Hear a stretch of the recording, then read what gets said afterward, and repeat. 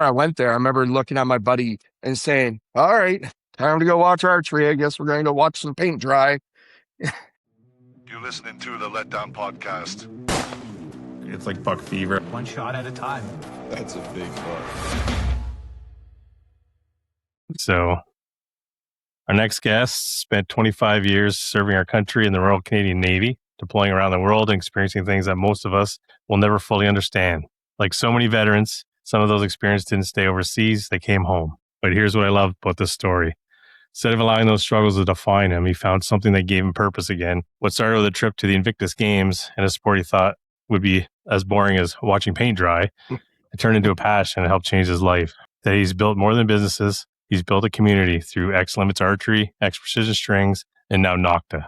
He's creating places where people can find confidence, connection, and maybe even a little bit of the peace that archery can give. And I can attest to that because it gives me a lot of peace. So this is just a conversation about bows, businesses or the outdoors. It's a conversation about service, resilience, purpose, and what it means to keep moving forward. Sab, welcome to the Letdown. Thank you. It's great to be here. Awesome. So like I was telling you, I like starting from the beginning. So, tell us about yourself as a kid. Where'd you grow up? How did you grow up? Well, as a matter of fact, so as most people know, I live in Halifax, Nova Scotia right now. But growing up, I actually grew up in Brockville, Ontario. Oh, really? Okay. Southern Ontario in the Thousand Islands. As a young man, I was into all the sports, hockey, soccer, curling. Parents were really involved in the community. As we got older, I started working on the tour boats in the Thousand Islands as a deckhand, which then I went to school, took my captain's tickets and became a captain in the Thousand Islands.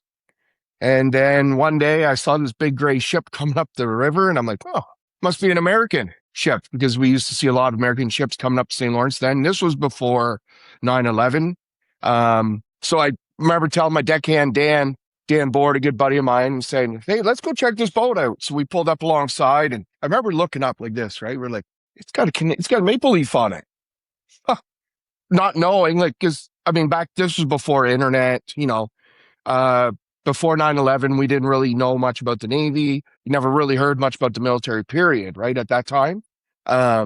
Geez, we got a Navy. So that night I went home. I can't say we didn't have internet. We had dial-up. So I went home and, and got on the internet. And sure enough, we had a Navy. So I said, I'm going to sign up. So I did. And now it's history. 25 years later, I served 25 years in the Royal Canadian Navy as a bosun, and loved every minute of it. And probably one of my best trips was 2018. I steamed one of our ships right up the St. Lawrence River, right up to Hamilton, Ontario. So I sailed by Brockville, and the old tour boats came by me, and so it was kind of like a full 360 for me. And it was probably the best trip of my career for sure. That's very cool. Yeah. So the military wasn't always in your plans. It was kind of just by happenstance. As a matter of fact, I remember telling my parents, I will never wear a military uniform because they tried to get me in cadets as a kid. And I was like, there's no way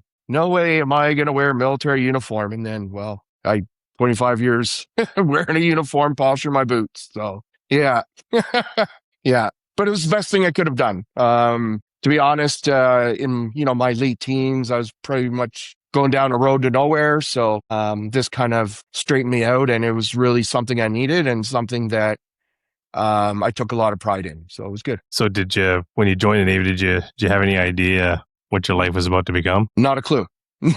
Not a clue. I remember showing up to boot camp and I had that undercut haircut, the long hair undercut and, 15 piercings. And so I showed up the first day. They're like, all those got to go. We can't wait for haircut day. And And then I remember we showed up the first day and the sergeant that was there, which I didn't know any ranks. He's like, yeah, so you're up on the 8th floor. I'm like, okay, cool. Where's the elevator? He goes, bud, no more elevators for you.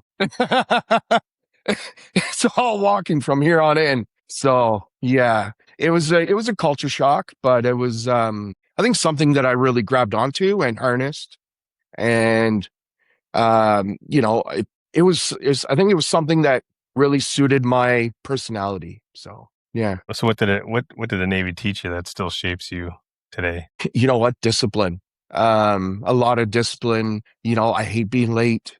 I'm always 10 minutes early for most things, resilience. A lot of the training I did taught us a lot of resilience, how to overcome stuff.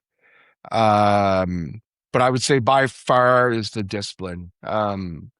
And like, I see things now walking on the street. I'm like, oh God, like, it's just definitely the discipline, which is now, unfortunately, it's not as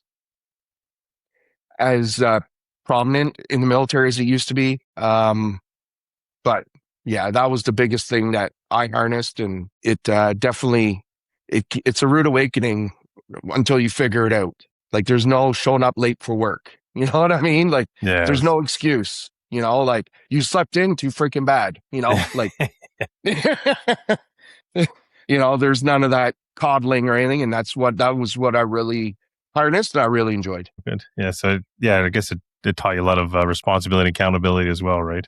Like, definitely. Yeah. Especially as you get higher up in the ranks, your troops are always looking up at you. At the end of my career, my last posting was actually as a crew manager, where I managed 950 sailors in my occupation. So managed everything from their postings. So, you get those emails, well, I can't move to Ontario. My wife's going to leave me. Like, so, you're having to deal with all kinds of things like that. You post a brand new sailor to a ship that's deploying overseas for a NATO. And he's like, I don't want to go to war. And I kind of looked at him and I'm like, you do realize you signed up for the military, right? Like, if you don't want to be here, as I'm sure McDonald's is hiring, if you don't mind touching hamburgers, like, but like, it was, so a lot of that, but so you definitely accountability later on in your career when you get higher up in rank. Like I said, when I was the career manager, that was huge. Yeah. So you learn leadership and like a mentorship as well, right? So you're mentoring guys. Exactly. And we learned, like, we do a lot of like senior leadership training. And a lot of it is to find out what kind of leader you are, whether you're a transactional leader or, whatever else. And we do a lot of that training throughout our career, especially as you get up higher in rank, because eventually you're no longer, like, I was a bosun, so I used to play plastic explosives and weapons. So eventually you get out of that and you're into, like, pens and paper. Like, so what do you think, like, regular Joes, like civilians, like Justin and I, completely misunderstand about military life? I don't think there's a misunderstanding, really, because I'll tell you, a lot of the movies out there portray a really good story of how it is, how it can be. But to be honest, I haven't met anybody really that has a misunderstanding of what we do. I am noticing now that more and more people are noticing that our military doesn't look quite as proper, as, like, we used to be clean cut, clean shaven, boots polished. Now it's kind of like, do whatever you want. So we're not really a unified force anymore like we used to be. Yeah. And so when you say that, like, what do you feel is the importance of that kind of, the clean haircuts, the cleaning your boots, that sort of thing? Well, for starters, it's like, polishing your boots taught us discipline, because it was something you have to do every day. And it just becomes a routine at the end of the day. Clean haircuts and everything. I mean, so first thing we learn in the military in your levels of force is first level force is appearance. So if you look like a clown, they're going to treat you like a clown. Mm-hmm. If you look strong and professional, like, we have no special postures we have to do. You do that kind of stuff, people are going to take you more seriously. So, that was our first level of force. And I think that was something we always stood by. So, obviously when you're there, you're deployed with a bunch of dudes, a bunch of guys or whatever, what friendships stay with you forever? Man, I've got so many. Like, it's funny, you'll come across so many people. Like, for example, on one of the ships, the old steamer or the old destroyers, I sailed on the Athabascan when we went to Haiti. There was 54 of us in one mess sleeping together. 54 guys in this huge room, sleeping 3 high. You get to know each other really well. Yeah, like, I would say. You get to know each other. Yeah, you get to know each other very well. But I mean, friendships, like, you see somebody on the street, they, like, they come running over saying hi. Like it could have been 15 years you haven't seen them, but it's like it was like yesterday. When we all get together, it's kind of funny because like if I go to a function with a lot of civilian people, I don't really have much to talk about because, the jobs that I did aren't really transferable to civilian world. Okay. Not too many jobs hire plastic explosive experts and, 50 caliber machine gun maintainers and stuff like that. So, but when we get together as a group of military people, then we have this kind of bond where we talk about certain things and we all understand it. Mhm. So, yeah. Yeah, that's funny enough. It's similar to, so like my father was a hard rock miner. Mhm. And he would talk to, when we were kids, he talked to us about mining. We didn't know what the hell he was talking about, right? But when he gets around with his friends, they would all talk about it. And it's like, man, it sounds like such a cool world down there. And I actually went down there and it's really not that cool. Well, and it's funny you say that because when I came back from my first deployment in 2004 with the George Washington Carrier Group, Op Altair, when we came back home after 8 months, my mom was on the dock. And so I brought her on board. Now, she had just come home from, one of these Oasis Carnival Cruise Line things. So she came on board the ship. And when she saw what we lived in, like, she was like, you lived in here? Like, because it's literally a tin can. Like, we don't have, fancy bulkheads and doors and stuff. It's all it's built for speed. And if Everything we has do a take a purpose. hit, yeah, everything has a purpose because we have no room for anything else. So, you go into our mess deck where we sleep, literally it's a steel slab. Like, I think the jail cells might have better beds than we do. Like, steel slab with this little thin mattress on it, a little curtain for your privacy. That's all you have. That's it. Yeah. So I think like going back to my old man, I think it's shared experiences, right? It's because you've shared those experiences with those guys. I think that's what brings that those friendships closer, right? Yeah. Yeah. And especially if you did a deployment together or an operation together. Yeah. We'll get back and we'll be like, hey, remember when we did that boarding on the SS Minnow? Like, like just stuff like that. And we'll have like funny discussions or funny stuff we saw or, So it brings back a lot of good memories too. Like, one of my favorite trips was when we circumnavigated, Africa and, I got to dive all over Africa, with great whites and all this stuff. And I run into some of the people I dove with and they're like, remember when we saw the great whites? I'm like, oh yeah, so it's fun. It brings back a lot of good memories. Yeah. So I know you mentioned Haiti earlier. Just can you tell me a little bit about Haiti? Yeah. So I'm sure most people might remember this in 2010. I think it was around January 10th to be exact. Haiti was struck with an earthquake of 7 point something magnitude. And if you know anything about Haiti, it's a third world country and they've, yes, they have cement and rebar, but their rebar is literally like, you can bend it like nothing. And their cement, because their sand is so fine, their cement isn't very strong as well. So a lot of their buildings unfortunately collapsed and got a lot of people trapped in there. So I was on the Athabascan at the time and we got the call that we were deploying. And it was literally like we found out at noon and we're leaving tomorrow morning at 6:30. So we started storing ship. So I remember we stored ship and all the other ships come and help you. So there was 2 of us deploying at the same time for this.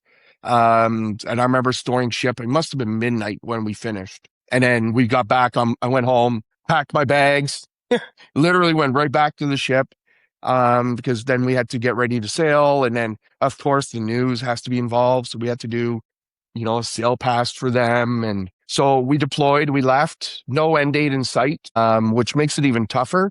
Like normally we leave, we might have an end date. So, within a week or 2 of that, you're, pretty close, but there's no end date. But it really didn't matter because once we started doing our training on board for what we might possibly run into when we hit the beaches, because let's remember another thing, we're the Navy. We've never been ashore.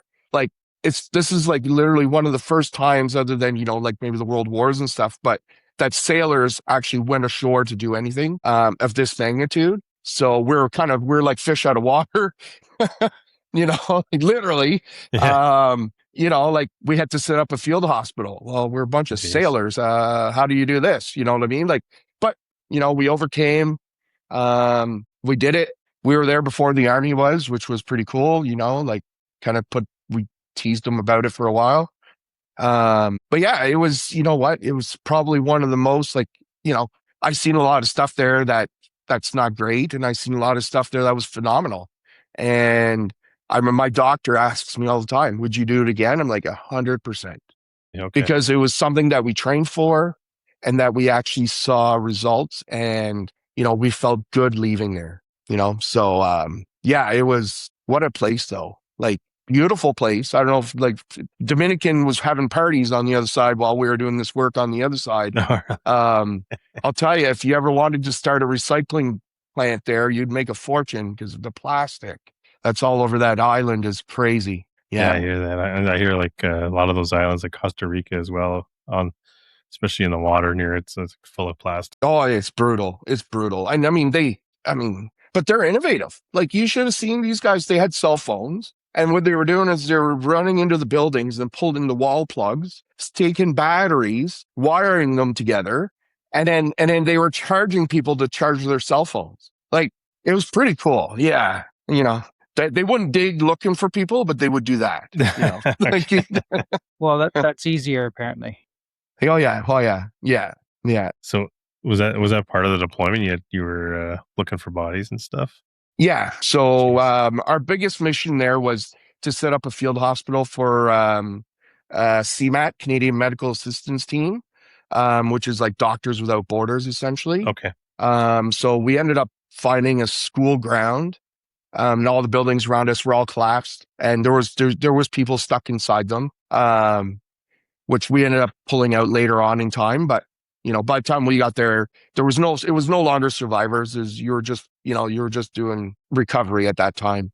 So yeah, we set up a field hospital for CMAT, and we helped them out. We were doing security for them. We'd do food drops, which was pretty interesting. Think of it as when you go to a rock concert and the guitarist throws his pick in the crowd, Yeah, and everybody swarms to get that pick. Well, that's what they were like for bags of rice. Wow. It was wild. Yeah. That is wild. Yeah. I got to go see the Japanese team, and they had a blow up hospital. It was like one of those bouncy castles, but it was their hospital. They had x-ray machines in there. They had everything. It was wild. nice. Yeah. Yeah. But our CMAT guys, they were doing surgery right there, right there, plain sight. If they had to do it, they did it right there. There was no time to wait. And because we were there so early, a lot of our casualties in the first couple of weeks, that's what it was. It was immediate emergency response and, take care of them. And then we had one guy who broke his femur. So you and I break our femurs. We're going to go in, we're going to get surgery, and there's going to be months of rehab. This poor kid literally went in. They put the exterior braces on him, exterior pins, I guess you call it. And then but his parents came, picked him up on a moped, and see you later. Oh my goodness. Yeah. So, but you can only do what you can, right? There's tens of hundreds of thousands of them there. You go into the tent cities, it's tents as far as the eye can see. People living in these things. It's just wild. Yeah. Yeah. And I guess you also deployed in the Middle East as well. Yeah. So I did 2004 with the George Washington Carrier Group. So that was right at the beginning of, right after 9/11, where they were actually doing airstrikes. So as a young sailor so our job with them was called plane guarding. So what they do is the aircraft carrier has to make so much speed in order to get wind across their deck. And we follow them in case the plane jettisons, we go rescue them. That's our job with them. So they were launching planes every 30 seconds, recovering planes in between that. And they were doing, airstrikes and all that good stuff. So for that trip, I spent, the Straits of Hormuz and all this stuff. I've probably got over a year logged in that area. Yeah. Cool. Yeah. That's awesome. Yeah. So what do those deployments teach you about people? There's really, people are barbaric. It's you know what I mean? There's no other way to put it. They're just barbaric, and it's bully to the extreme, really. A lot of this stuff. Yeah. That kind of still sticks with you today. Oh yeah. Oh yeah. Yeah. Like the other day, I watched Captain Phillips, right? And the Somalian pirates. Like I spent, I don't know how much time chasing them guys away. Like they're just, it's ruthless. But I mean, you look at where they come from and what they live in, they're doing is being told what to do by a kingpin. Right. So it's really no different than Mexico, just a little bit bigger. They're taking ships instead of, little boats across smuggling drugs. So Fair. yeah. And then through those deployments, what moments do you think changed you forever? Well, I definitely, being in all these different countries, and especially when you hear people say, "Oh, we live in Canada, it's turning into a communist country." It is not. Like I've been to communist countries, and this is by far probably one of the best countries in the world. Still is, even with all this stuff going on right now. We're lucky. I'll say we are lucky for what we have here because we're very well protected, and we have nothing to worry about here. Not like they do over there. So, yeah, that's I'm actually I'm glad you said that because a lot of people we take a lot of things for granted. Yes. Here in Canada, right? And it's not until you actually see how I don't want to say the other half, but the other side of the tracks lives. And we don't, people can just take a moment just to remember, like it's not that bad, right? No, like this divide right now, I'm finding really hard in our country. Mm-hmm. This leftist, rightist, like you know what? It takes everybody to make the world go round. In my opinion, like in the politic world, both the opposition party and the party that's sitting, they need to work together to come out with solutions. It's not one person dictating what they want to do. Mm-hmm. So that's why I'm tired of this left-right crap because that's not what it should be about. And then like I said, people need to leave Canada and go and experience something worse than what we have here because we're lucky. That's awesome. Like, we got running water. May not be clean, but it's better than what some other places have, right? Like, yeah. We take that for granted. When you got Haitians that are, or even in Africa, when they're pulling water out of a ditch, and there's a guy washing his body, 10 feet up the hill, and the guy at the bottom is pulling water out to drink. Like, yeah. So we take a lot for granted. And that's one of the biggest key things I learned early in my career was, wow, we are so lucky. Yeah. Awesome. So, you hear about you hear a lot about serving overseas, but I don't think we hear enough about when guys come home. So, when you came back, did you realize something had changed about you? To be honest, no. I guess I'd found myself a little bit more sheltered, but I really didn't feel anything different until my ex-wife, she told me, she's like, "Sab, you're messed up. You need to go get help." And I kind of put it off forever. And then after our divorce, it's like, you know what? Maybe I should go get some help. And I did. And it's great. Like going there to talk about it. Because one of the biggest thing too, when we released out of the military, we have our doctors, right? Like I had the same doctor for 23 years when I was in the military. So he knew everything from A to Charlie, right? Like just everything in between. He knew what was going on. He knew my story. Well, then when you get out of the military, you have to go find a doctor. You have to go re-explain everything, which brings back all of that, that negativity and all that stuff that you fought for so long. So I found a doctor and she's been absolutely amazing. And, it definitely helps. Like I don't find a lot of us realize unless somebody tells us that, you're different. You look different. Like you don't look like you're there anymore kind of thing. And that's one thing that my ex-wife used to say all the time. It's like you're not there, like, let's go out. No, I want to stay in bed or, just stuff like that. I'm just tired from the trip. Well, no, it's not from the trip. It's your mind is in fight or flight and it won't shut down. Yeah. And what helped you? It was talk therapy. Was it? So I got a combination of between a lot of talk therapy at first. I was seeing her every week. And then as things got better and obviously medications helped as well. And then once we figured out the perfect recipe, then everything, it's like a light switch flipped and everything started, like I started coming out of my shell. I started, going out and doing things and just doing, becoming a bigger part of society rather than secluded in my own little four walls. Yeah. And I won't deny, like, have I tried to stop my medications? Absolutely. And I'll tell you right now, not a good idea. Okay, Like, sure. Very fair. I'm like, I don't need that anymore. And you go a few days without it, and you're like my girlfriend now, she's like, have you taken your meds? I'm like, well, you might want to start again. Like, you can see the difference right away. More easygoing, more relaxed. You get off them, you're a little bit more edgy. So yeah. And then my doctor also said, don't go off them until I tell you. Like, okay. That's fair. Right?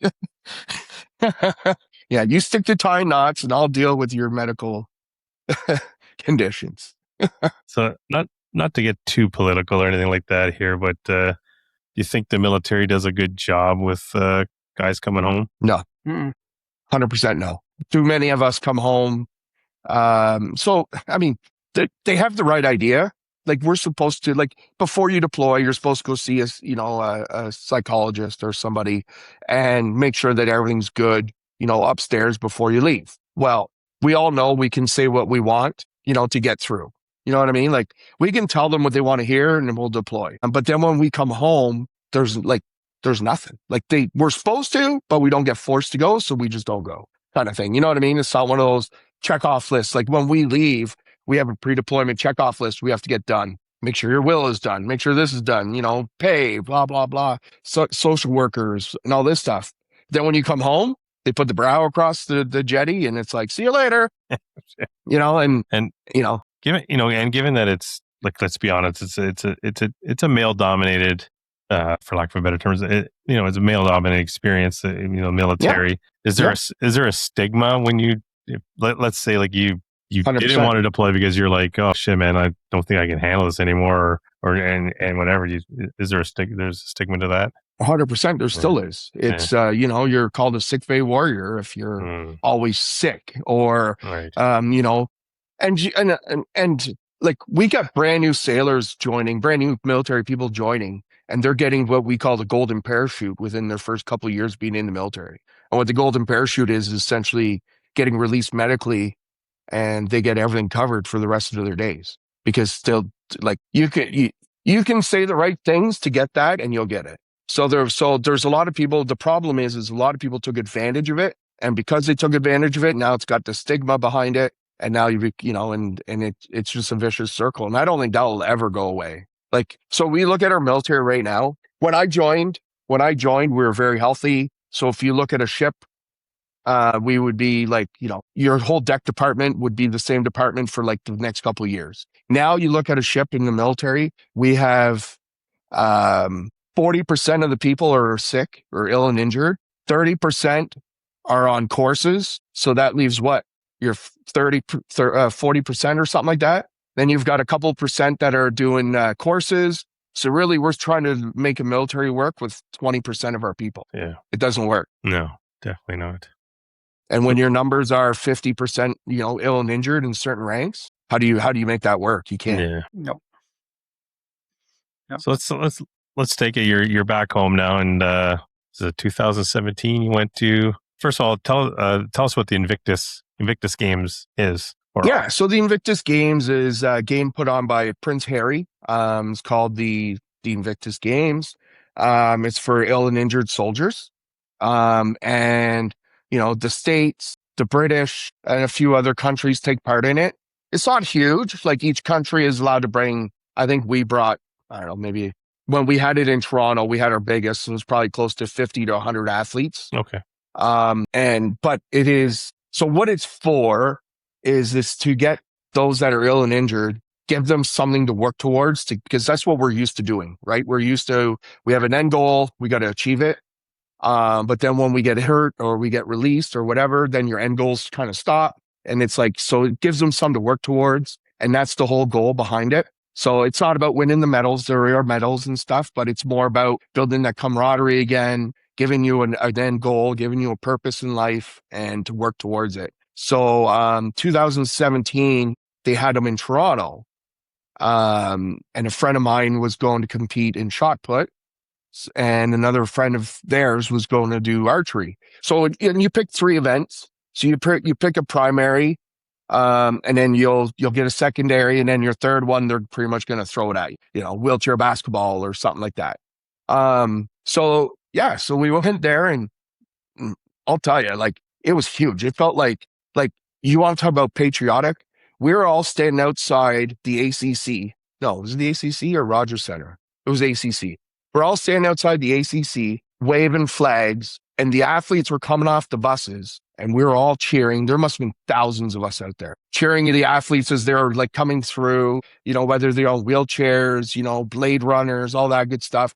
And I remember the announcers in the ACC calling us to go inside because it was empty in there, but we were all outside cheering on the athletes. But it was wild. Like, it was definitely an event that if you didn't leave there with your heart torn or opened up more, then you didn't grasp what the meaning of it was, because it was moving. Like when you see a blade runner, running on his blades, or you see somebody swimming with no legs. Like, have you ever tried to swim with no legs? Like, try not to kick your legs at all. Yeah. This guy's doing it. You know what I mean? Like, it's and it didn't matter. Like, Buddy was dead last, but you know what the other people did? They came back and got him and swam with him to the finish line.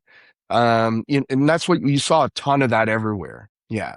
Yeah. Definitely pulls at the heartstrings for sure. Well, I was in the elevator. I went out the night before. I think there was a Montreal Canadiens game. Happy Habs fan. There's a Toronto game against Toronto, Montreal-Toronto, preseason game. So me and a buddy went out and, might have had a couple beer too many and watched the game. And so next morning I'm in the elevator getting ready to go watch, I think it was track and field. And this guy wheels in and he's got 4 limbs missing, right? He's like, what a great day. I'm like, it absolutely is. Like, Not gonna argue with that guy. I'm not gonna argue with you. No. But yeah, it was an experience. I'd say that experience was probably half as good as most of my deployments. Yeah. Yeah. So now we're back there. You're walking to the venue. Were you watching the archery? So I knew nothing about archery at this time. Okay. Like, literally, I knew it was a stick and string, and you shot a pointy thing down there. Literally, that was, I was military. I play with guns. I don't go to a war with a bow and arrow, right? So anyways, we're sitting there, and I remember we're sitting on the line, and they're shooting back there, and I'm like, are we, like, not in a good place here? Like, we're in front of them. Like, but anyways, it all worked out. Nobody got shot. But where it really grabbed me was when I saw a gentleman come up, and he must have had a massive injury to his right arm. So he had a shoulder brace on with his release, and then he would put his release and then push out, and he'd fire with his chin. So when I saw that like, I was like, wow. And then like a couple rounds later, somebody came out with no arms, and she shot with her feet. And I'm like, now this is a sport that, it's so adaptive. Yeah. Although you wouldn't think it is, it's so adaptive that it grabbed me. And I was like, this is something, we got something here. Yeah. And it kind of stuck with me. And, the biggest thing was how adaptive it was. It didn't matter if you were like a blind guy was shooting, it didn't matter if you're blind, able-bodied, 2 arms, whatever. Like, they were all competing and they were all having a blast. And that was the best thing I had ever seen. So I was hooked right from there. Came home from that trip and went and got my first bow. It was a Bowtech Prodigy, and I never looked back. That's awesome. Yeah. So you're seeing you're seeing these athletes, shooting with their feet, shooting with their mouths. So we had an interview with George Riles, and George Riles actually coached the Special Olympics in archery, and he was telling us, because archery is all about alignment, right? It's always aligning. You've got to align whatever you're using to anchor to the arrow. It's got to be a straight line to that target. And he said it taught him so much about how to coach people about alignment, because he's like, this guy doesn't have hands, or he doesn't have whatever. So I've got to teach him about alignment with his feet and his mouth, or, it's so amazing. And, and I guess something inside you would have changed, right? Just seeing that. And did it inspire you to want to do archery? 100%. Like I said, before I went there, I remember looking at my buddy and saying, all right, time to go watch archery. I guess we're going to watch some paint dry. And literally then when I started seeing being a weapons guy and stuff, seeing the technology in some of these bows, I was like, whoa, it was Gucci. And, I kind of liked it. And so it grabbed me right away. And then, being there and seeing those people shoot with their feet, like I couldn't imagine. Like, I haven't heard enough time shoot with 2 arms. Like, never mind my feet, no, and it's given me a lot of, so like to go into my coaching, like I've coached a few people and, you always get these people, you have to hold the bow like this and you have to do this. And I'm like, no, like people shoot these things with their feet. So you can't tell me that they're, it's just whatever you're doing, because everybody's body, the way I look at it is everybody's body is different. You have to adapt the bow and your shooting style to your abilities. So if you're not very flexible, then you might not have that perfect aligned, everything. But we'll adapt you to make everything work for you. And that's the one thing I love about archery. Like, it has to be this way. I mean, you look at half the pros out there and you tell me that they're shooting perfect styles. Like, Yeah, each one of them is different. Yeah, everyone's different. For sure they are. You get some guys that wrap the grip like this. You got some other guys that are punching triggers. Like, it's whatever works for you. And that's what I'm a firm believer in. And we had a coach at Osprey, the club that I run. He's an older fella, but he was a textbook coach. So he's one of these coaches that knows the books really well, but he's never really shot. And he would always he told one of our high performance athletes that's, shot in the worlds and all this stuff, told her, yeah, I think your draw length's too long. She's been shooting her bow like this for 3 years. So anyway, she comes to me and she's like, Sab, Bob was saying my draw length's too long. I said, well, let's take a shot. I looked at her. I'm like, everything looks good. How does it feel? Never mind what he says. How does it feel? Because it feels great. I said, how's your pin float? She's like, it's perfect. I'm like, well, then we're not changing anything. She goes, well, what about Bob? I said, just tell him we shortened it. We brought it in a quarter inch or something. So she told him that. He shot. He goes, oh yeah, it looks way better. So yeah, so seeing what I saw at the Invictus really helped me when it came to, dealing with that part of this sport as well, because I know that there's not one way to do anything. Yeah. So for you personally, like, what is it about archery when you're at full draw? Like, what happens inside your mind? It's almost like it's like a fart, let her rip. You know what I mean? Like I find I can have a shitty day, whatever. I'll go in my backyard. I draw back, I shoot an arrow, and it's almost like all that stuff has left with the arrow.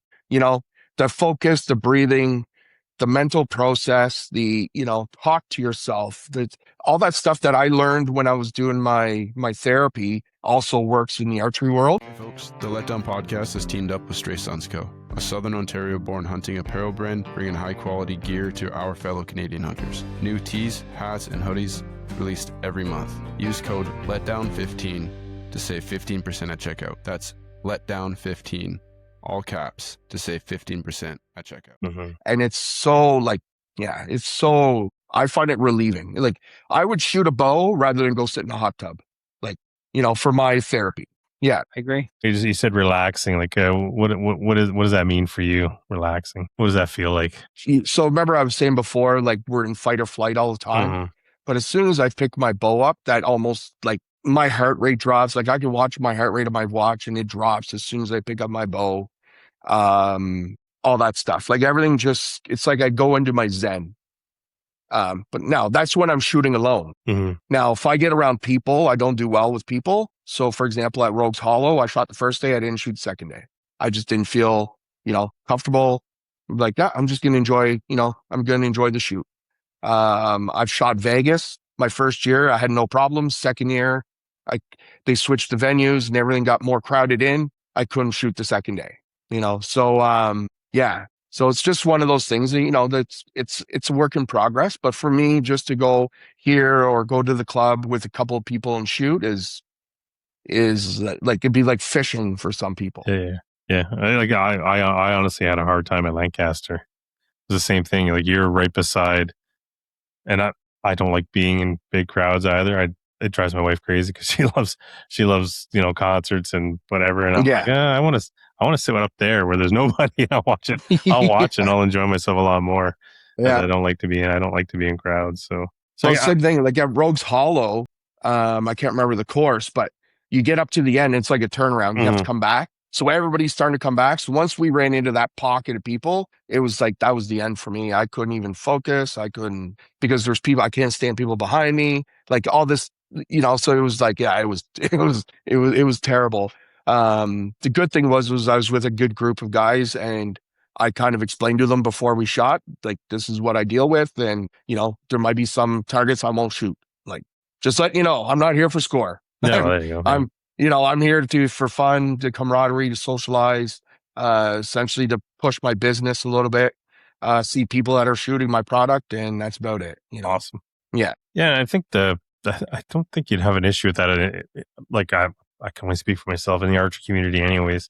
Like most of them are pretty easygoing, like Right. You don't want to shoot like I remember I shot with an older gentleman, and it was funny because he was always scared of small targets at like longer ranges, more than 25 yards. So he would always move up. And, some people were getting a little bit ticked. And I'm like, guys, who cares? Like, Yeah. and we're not winning a Ford truck here at the end of this. We're not, it's going to be a $20 prize at the end. Like, let him do what he wants. He's having fun. Like, just let him have some fun. So 90% of the time, I don't even hand in my scorecard. Yeah. Like, I'll hand it in just because they want to make sure everybody came out of the woods. But like, I won't even have a score on it, because I don't care. Like, we're not shooting for $1 million. If we were, it'd be a different story, but we're not, for me, like when I went to Porcupine Hollow, that was a vacation, just happened to have my bow in my hand, and that shoot, I shot both rounds. So, yeah, it just depends on the people you're with and all that stuff too, but yeah, it's a work in progress. But I still love to do it. And, I find doing stuff like that is I challenge myself, and it's good because you have to challenge yourself, right, to get better. So, yeah, dude. So before you go out, do you set yourself a goal? Like, I'm going to shoot so many targets, or I'm going to shoot until I don't feel good, or you just, I don't even want to think about it. You just want to have fun. I just, yeah. Like, it's like, grab the bow and all right. Like, Yeah. And I think what really helped me the second day was I was shooting with Latham Dustin, him and his kid. That's awesome. Right. So it made it even better. Right. Yeah. Like, it was like, the little guy was there, and, she was shooting, having a ball, and it took our mind off of everything. We didn't even feel like we were shooting that day, so it was great. Yeah. So let's talk about XLimits for, so when did passion become purpose for you with XLimits? Well, I'm going to recommend that nobody ever starts an archery business if you like archery. I know you hear it a million times, but man, oh man, worst thing you could do. Your bow time disappears. Like, It's crazy. But no, so like I said, when I came back 2017, I picked up a bow and started shooting with my buddy who's a veteran as well. And then one night I approached the president of Osprey at the club, and I said, listen, would you mind if I did a veterans evening, like once a month or once every couple of weeks, whatever, just to get some of these guys out of their houses? Because, like, for example, we had one gentleman who was actually homeless at one time. They got him into a home, a shelter or something, but he hadn't left in 8 months. So somebody invited him out to this archery, and he came out every time we had it willingly. Like, he loved it. So just hearing that success story made us want to do it even more and more and more. So much so that I started a club on the base, so people would feel even more comfortable because now they're in their own atmosphere, in this drill hall. And it was a huge success as well. Lots of support. And then, so that went really well. And, it was so heartwarming seeing all these, like, especially the ones that had pretty much given up on everything, to come out and see them have fun. Like, one guy would pick up the bow, shoot 3 arrows. That's all he'd shoot all night. He was just happy to be there to talk to everybody, and that's what it was all about. Like, so that's what I look at archery for. And that's what I look at it being for me is, pretty much to give back, and so I eventually took a role as president of Osprey. And I'm like, well, if I'm running a club, so out here in Halifax, if you want to go buy a bow, a hunting bow, you have no problems. You could buy whatever hunting bow you want. You want anything that resembles Target 3D, they look at you like you got 15 heads. Like, I remember I went into this hunting store and I'm like, yeah, man, can you get me the Hamsky Peep set with the clarifiers? He looked, the what? I'm like, yeah, the clarifier peeps, I want 30-inch stabilizer. Why do you want that? Like, so I saw that there was a niche here that, a spot in the market for it. So I started, just before COVID. I started, first my business was called, it was actually full draw archery, no limits. And then I'm like, shit, there's too much full draw out there. So then I switched it to, and then I was like, I'd really like to have a logo, like, something that represents. So then I came up with the XLimits because I was a target shooter. And then essentially for me, it means no limits, right? There's no limits to this sport. So then XLimits kind of took off and before COVID. And then I started, at first I was just buying, stuff off like Ontario Archery Supply. She was giving me deals on stuff so I could have it in my house to sell. But then eventually I went on my own and got my own, dealers. So, I was a direct dealer. I'm still am direct dealer for UltraView, B3 Archery, Bowfinger, Darton Archery, Black Eagle, Conquest Archery, Lancaster Archery Supply, the Delta Mackenzie, like the list goes on. So I got a whole bunch of these companies on board, and it was a lot of work, especially because, and it's out of my home that I do this. A lot of these places want like, brick and mortar. Oh, yeah. And I kind of told them in Canada, that's not possible. Like, especially if you're only doing archery, because let's be honest, there's not a lot of money in the archery world. Like, as far like in equipment, right? Like your margins are pretty slim. And so, so I just started building that up and started selling a little bit here and there. And, I never did it to become wealthy or make a living off it. For me, it was, I want to be able to provide people a service and provide them with quality, equipment. So that was pretty much it. That was the key thing behind it, really. Yeah. So if I can be so daring as to sum that up, you're creating community. Yeah. Yeah. Yeah. Yeah. Yeah. I think it's, and I'll get back to, I've said this on the pod before. It's you're either creating communities or destroying them. So, I'd rather be on the creating side, like you are right now. So. Yeah, exactly. I mean, like I said, you won't do this to make a living. It's not, I might be able to buy a McDonald's meal at the end of the week, maybe. Especially me because I give so much away. Like I'm pretty sure you've seen already, my vouchers are all over Ontario at all the shoots. Like, for example, Porcupine Hollow, I gave away 13 vouchers for strings. Like, jeez. But I do it because I want to. Nobody asks for anything. I just give it to them. And that's because I want to. Again, I'm a firm believer I think everybody should be able to shoot a quality product. I agree. Yeah. I agree. So when I sell like a used bow, like you'll see a lot of people out there try to sell them for pretty much retail. And I'm like, oh, man, like, come on, like give somebody an opportunity, like if you shot it, give somebody an opportunity if you can afford to, right? Yeah. So sure. I'm always like selling my bows for next to nothing, literally like I might even sell it just for like a quarter, like half the price of what my new one would cost. Right. But just if that person really wants it, there you go. Right. My arrows at the end of each year, I give my arrows, whether they're my PS25, PS23s, whatever, I give them to a kid. Here you go, bud. Here's your arrows for next season. Like, nice. That's very awesome. Yeah.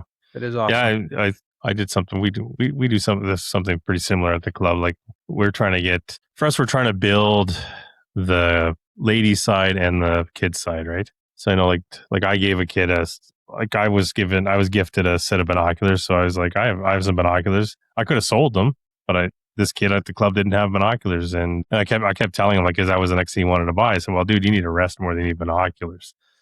So I gave him a set of binoculars, and I'm still looking in my house. I'm sure I have a rest here for him somewhere, and I was going to give that to him as well, but I haven't been able to find it yet. But if I do, I'm going to give it to him. Like I think, because obviously his dad bought him his bow, but his dad's like, I want him to buy other things, teach him responsibility and accountability, which I think is a great parenting.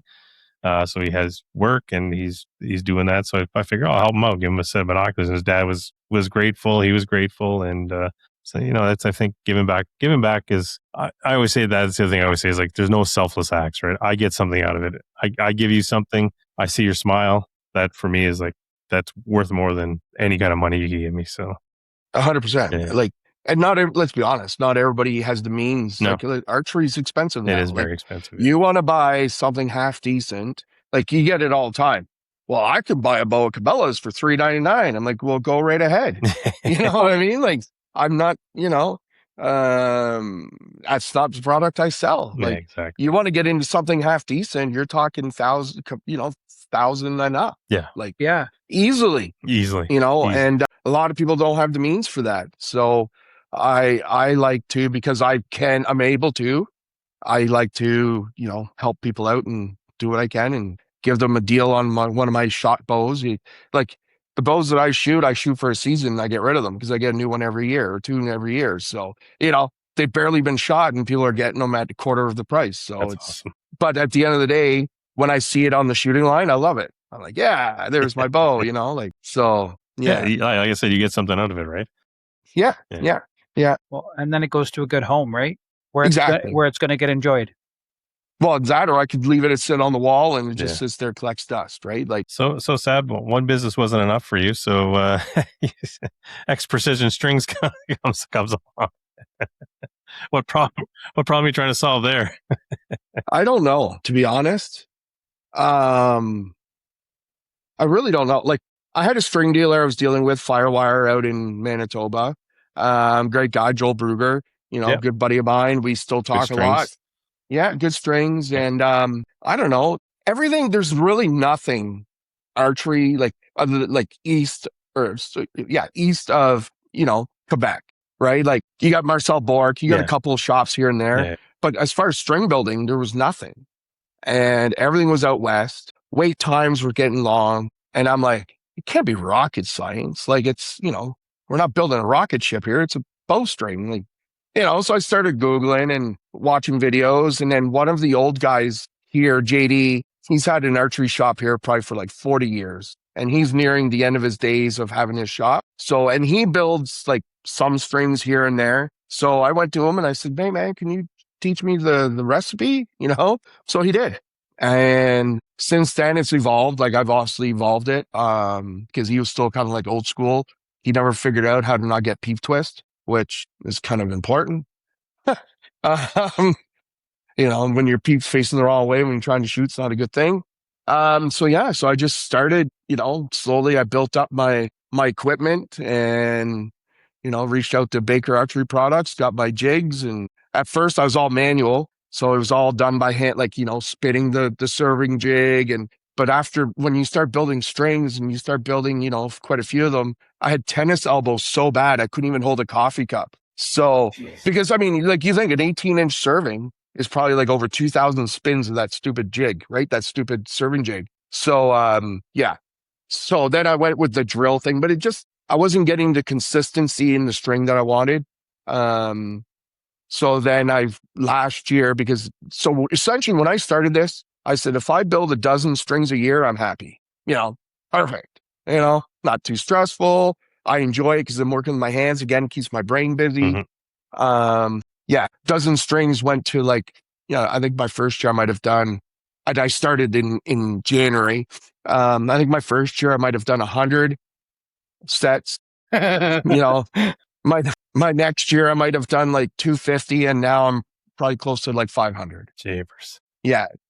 And so I had to kind of give up on the manual serving Sure. and went with the super servers and now I'm at a point where I need to expand my string building because I don't have enough stretchers because the waiting time is your stretching, right? Yeah. Your stretching is a very important part.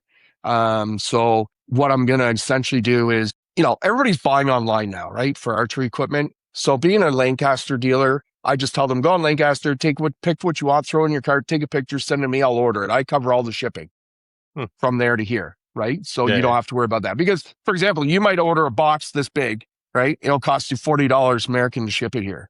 But I pay $40, I will ship a massive box, right? So it works out for me. And so that's what I do. So I'm probably going to slowly, liquidate some of my gear I got in here and just become focus more on the strings. The strings is I enjoy it way more. Less overhead. There's nothing worse than having $30,000 or $20,000 worth of bow on the wall and you're sitting there and somebody comes in, they're like, I really like that one, but can I get it in black? Like, you know what I mean? Like, so that's what happens when you start, you get too many on the walls. So, I want to downsize that. I'll bring in my, my yearly, the releases that they do every year so that people can actually try them, and then we'll order from there. But I'm going to stop stocking as much stuff, and I'm going to take up more space for string building. I need more stretchers because, like I said, right now, like before I left for Rogues Hollow, I think I had to get the week before I left, I had to get over 20 sets out. And I was building till like 11, 12 at night.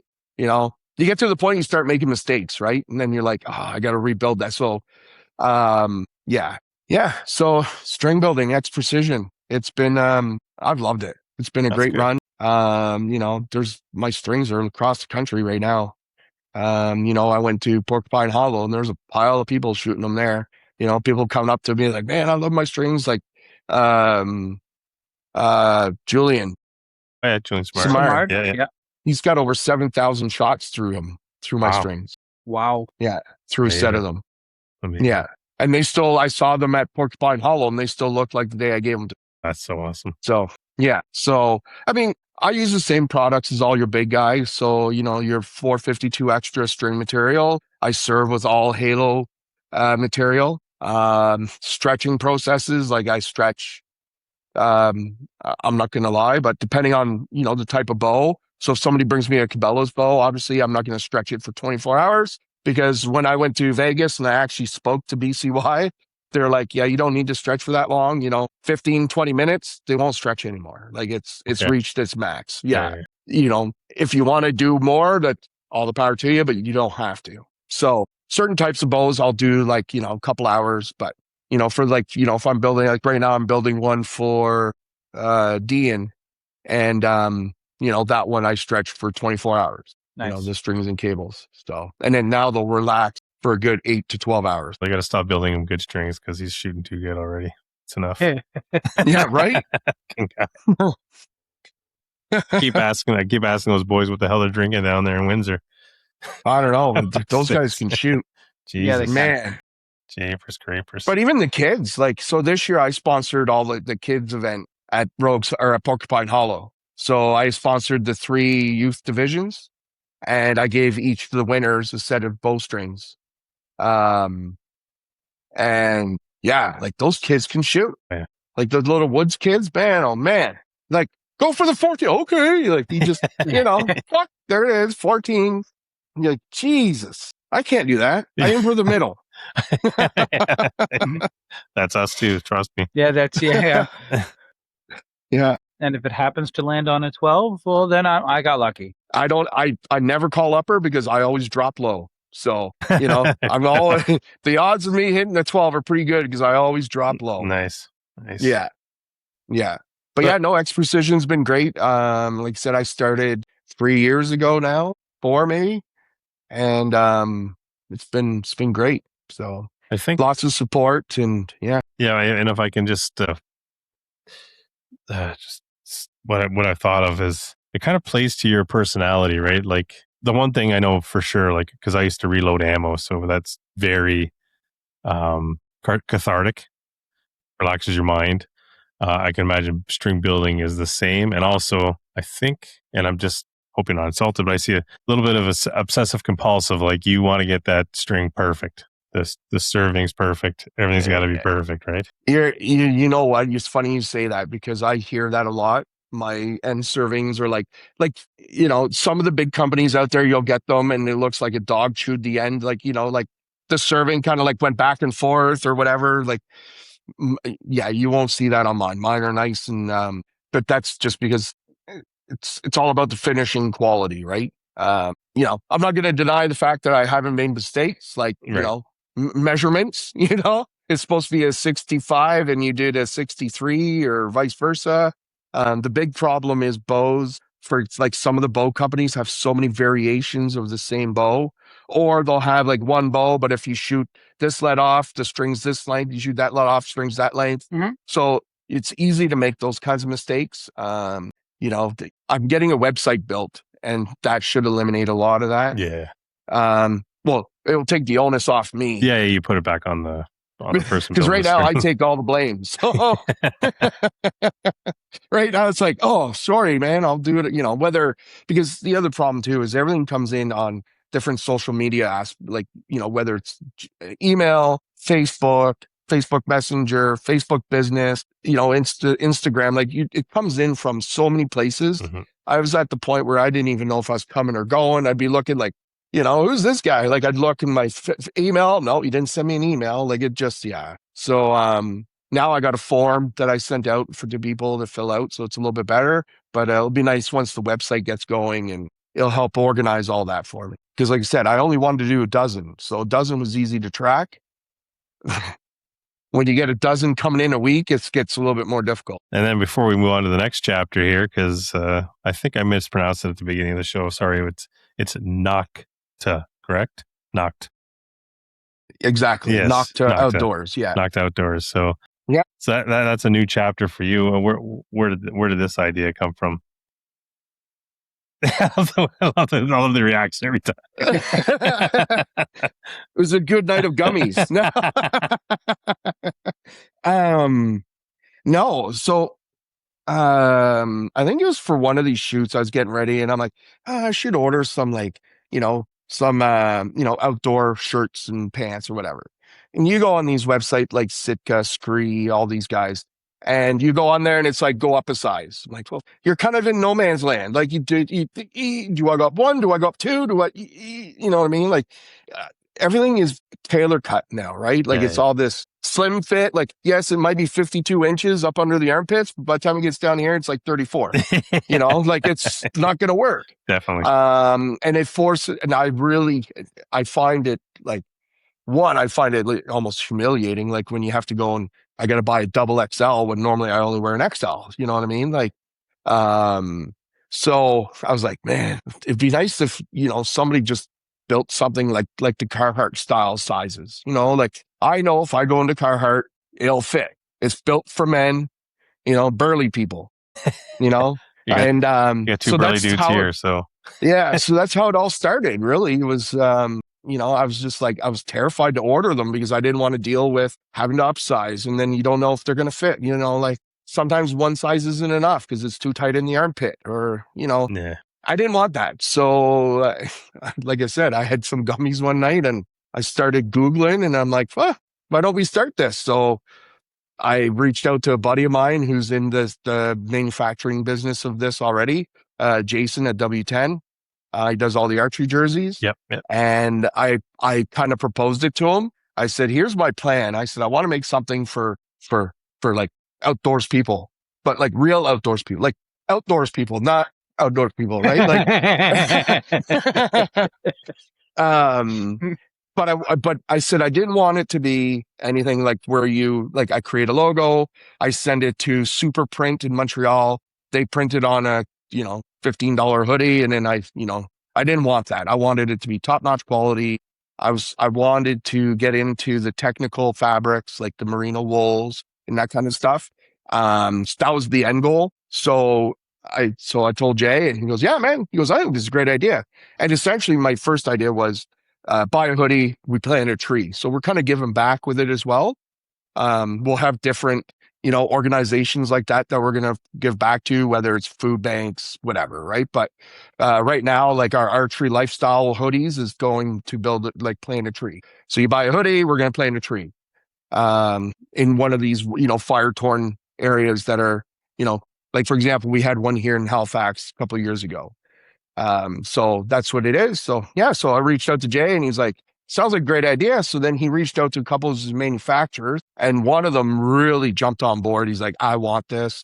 This is good. Like, this is going to work. So, so right now we have a great working relationship. We've got a good team and, that's awesome. We're coming out with some great product. My merino wool stuff should be arriving this week, I think. Cool. So I'm pretty excited. Yeah. So, NOKTA Outdoors. Like so essentially what we're going to do is we're going to have stuff on there that's always going to be on there for sale.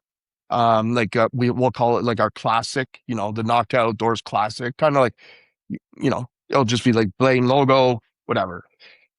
And then like our merino wools and all that stuff will always be up there, and our technical shirt, like we're getting like technical shirts made up for colder weather as well. And we're using all that high end fabrics that the Scree and the Sitkas are using. We're using the exact same product, like material wise. So, it'll be very comparable to them as far as the feel and the performance out of the product, but it's going to be made a little bit less tailored, let's just say. Less tailored. And it's also going to be more affordable. So one of the biggest things is I'm like, I don't want to be greedy and raise, buy something at this price and mark it up 500%. You know what I mean? Like, it's not the plan here is like, you buy, like, yes, you're going to get quality, you're getting the same quality, but we're pricing it here because this is what we feel is fair, and not be greedy about it. Because again, this isn't it might be a retirement plan, maybe I'll get my NOKTA boat and I'll take it down to Bahamas in the winter or something. But right now that's what it is. And so we're looking forward to launch. I think we're looking at next week. We'll launch our archery lifestyle signature line. So the plan is like it might be up there for like 30 days and then it's gone. And then, we'll come out with something else after that. But in the meantime, you'll always have access to the other stuff that's, our merino wools. We got a backpack, we got sling bags, we've got keychains, we've got hats, like flex fit hats, the snapback flex fit. Oh my God, God's gift to hats. Those things are, woo, love them. So, oh man, especially when you got a fat head, right? Like they're the best. You don't have to put it on the last snap. It's great. I know all about that. So we're always going to have our hats and like our regular products on there. And we're going to, like, right now, like our manufacturer, we just keep sending them stuff. Here, make this for us, like make this as a sample. So like we've got sun shirts coming, we've got lightweight, like like the fishing button-up shirts, stuff like that, like what Luke Combs wears. Yeah. Oh, I love that similar. stuff. Yeah, so something similar. We got one of those coming. Just water resistant hoodies, like all that. It's gonna be endless. It just depends how far we want to take it. That's awesome. And is there a common thread between all three of your businesses? It's all about giving back, really. If you noticed, every one of them, I'm giving something back, right? Yeah. My strings, I give back to the archers.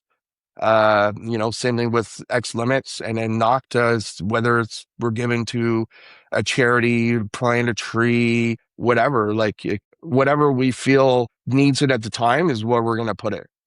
And we don't want to run our brands on that. Like, that's not what we ran on. Like, I don't want people, he likes to give his stuff away. So we'll, like, it's more of, I do that because we do that because we want to. It's a heartfelt thing. It's something that we care about and something that we take a lot of pride in. Love that all three of your businesses give back to the community. It's you don't see that a lot. No. And no, I mean, and I get it too. Like, a lot of people, like, their businesses that's their livelihoods. You know what I mean? Fortunately, I'm lucky. This is fun. You know what I mean? Like, This is just, it's, I don't live off this. Like I said, I gave 13 sets to them.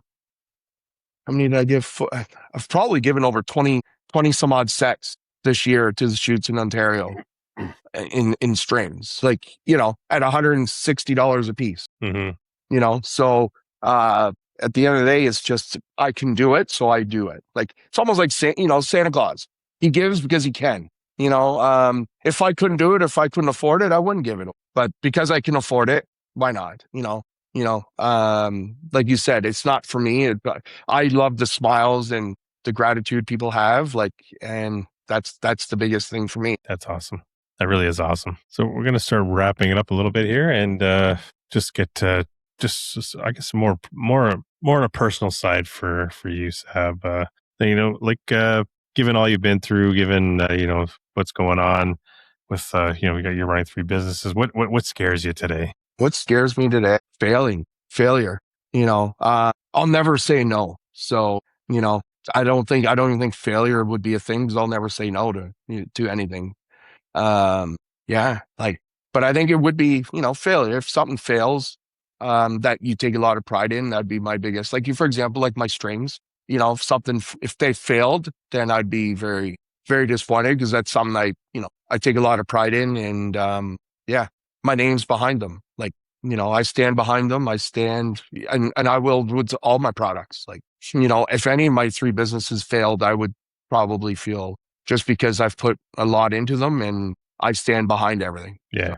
Well, that's the thing about being a small business, right? It's not, even though it's called XLimits, X Precision, and NOKTA, it's still, everyone knows that there's a little thing after that, by Sab Rose.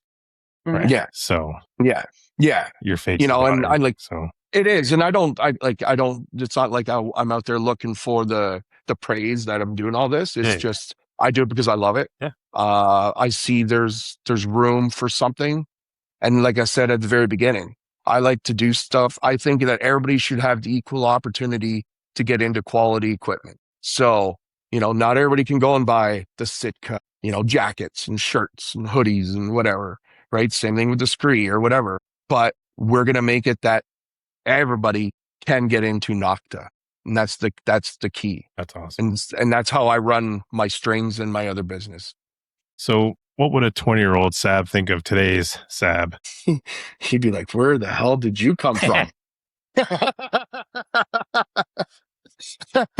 Yeah, definitely. 20-year-old Sab I was on a one-way ticket to jail, I think. Like, it was, kicked out of my house from my parents, partying, living at the strip clubs. It was disaster. And I remember my dad telling me once, he said, Sab, the one thing about you is you have street smarts. He goes, I don't know how you've survived the last year with nothing, but you've done it. So I don't know. So yeah, I think he would be like, where in the world did you come from? Because I am 2 different people, like from then to now, like big time. Yeah, I guess the lesson there is people can change, right?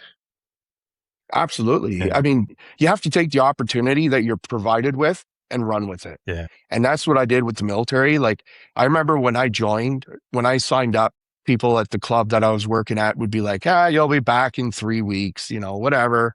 You won't make it anywhere. And I kind of took that to heart. And I'm like, you know what? I'm going to make it. And I did.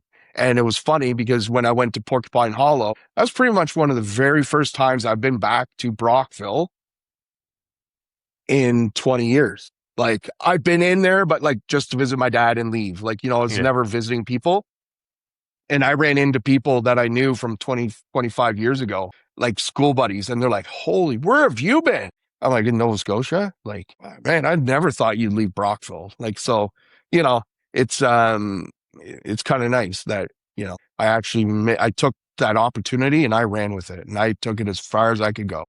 And I think that's the biggest thing is people have to, when you get it, you'll know it and you're going to take it and run. Yeah, I like that. I like that sentiment for sure. Yeah. So, and today, what are you most proud of? I'm most proud of the human being I've become, compared to what I was before. I wasn't anybody that anybody would like to be around, really, to now where I'm, I like to consider myself a good human being and one that people want to be around. So yeah, that'd be the biggest thing. And obviously because of that is from, my career, may shape me into the human being I am today, but that's what I'm most proud of. So I don't have kids. Or anything. So I don't have anything like that to say I'm proud of. I've got 4-legged dogs and that's about it. But yeah, no, definitely the human being I've become. So you're definitely grateful for your military career. 100%. I give everything I have right now to that. To the people that pushed me, to the people that had confidence in me, the people that always said to me, Sab, you're going to go somewhere. We got plans for you. Like, yeah, it shaped me for who I am today and I wouldn't change it for the world. And then lastly, and kind of on a serious note, because I think, especially for men, I think, I know June is men's mental health month or whatever, but I think it's always important to kind of talk about this stuff. So let's say someone today is listening, whether they're a veteran, whether they're not, and life just feels heavy. What would you tell them? Reach out. There's always people there willing to listen. A lot of times we hear about it when it's too late. And that's the biggest problem. I've got so many people that I've lost, in the last couple of years. And it's from that. They kept it inside rather than reaching out and talking to somebody. Reach out, talk to somebody. It could be over a coffee. Like, it doesn't have to be anything formal. Just reach out and talk to somebody. Just talking makes it 100 times better. Bottling it up and throwing a cap on it, it's like taking a bottle of Coca-Cola, throw Pepto-Bismol in it or whatever and lock it up and see what happens, right? Like, it's just eventually it's going to boil over. Definitely. So yeah, definitely reach out, talk to somebody, especially in the military community. There's so many functions out there for you. You have to reach out and do it. Awesome. And then where can everyone find XLimits, X Precision Strings, and NOKTA? NOKTA. I'm going to send you the sticker. Yeah. So I have a sticker that actually says, how do you say NOKTA? Because somebody asked me, they're like, how the hell do you say that? And I'm like, all right, time to make a sticker. So it says NOKTA. No, not quite. It's pretty funny. But no, so you can find me. Obviously, we're all on Facebook. X Precision falls under XLimits. So it's XLimits Archery Supply on Facebook. NOKTA Outdoors is on Facebook as well. We also have a website, www.NOKTAOutdoors.com. So right now, the only thing that's on there, you can subscribe to our page. And if you subscribe, you'll get like advance notice to our launch and all that good stuff. And yeah, we're also on Instagram, TikTok. What else is there out there? I don't know. TikTok, Instagram for sure. I don't do any dances though, not yet. On TikTok.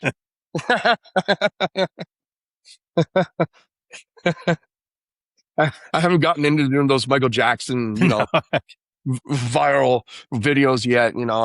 I've been working on it, but That'd be great to get the NOKTA brand off the ground. NOKTA. Yeah. I want to say knocked, but yeah, it's NOKTA, NOKTA. Yeah. Yeah. So what it means, so it's a made up word, obviously.